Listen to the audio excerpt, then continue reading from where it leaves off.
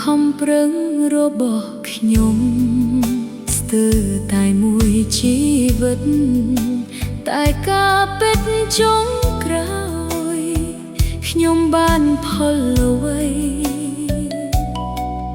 ដើម្បីនោះខ្លួនស្រឡាញ់ទើបខំទាំងយប់ថ្ងៃ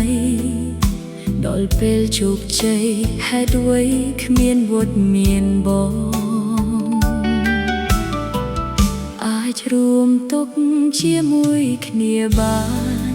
តែไม่អាចរួមសុខសាន្តចង់ផ្ដុលគ្រប់យ៉ាងចង់ឃើញស្នាមញញឹមមិនដេចឆាប់ចាកចោលអូនលែអូនយំស្រែករកបង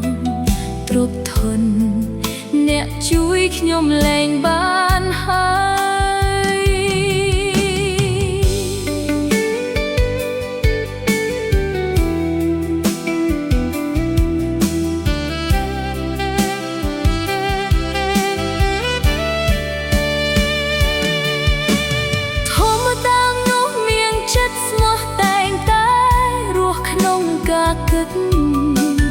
គិតថាត្រូវធ្វើយ៉ាងម៉េចដើម្បី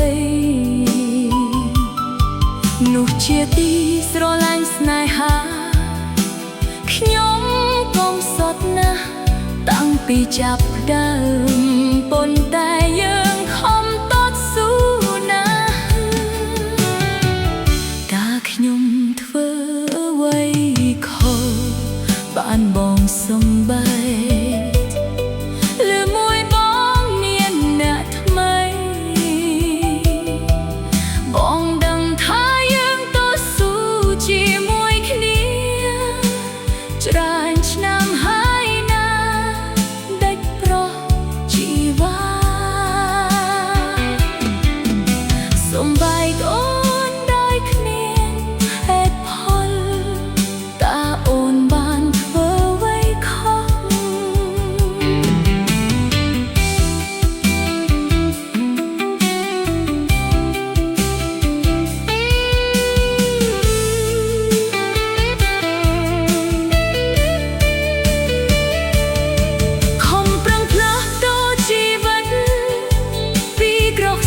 ទៅមានបានតើការខំប្រឹងគ្រប់យ៉ាង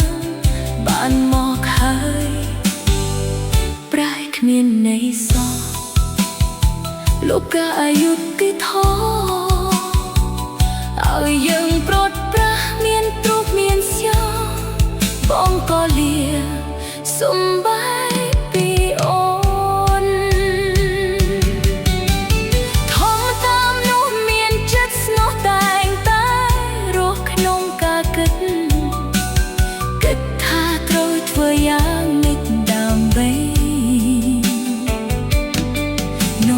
ទីស្រឡាញ់ស្នេហា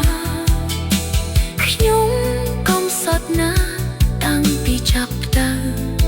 ប៉ុន្តែ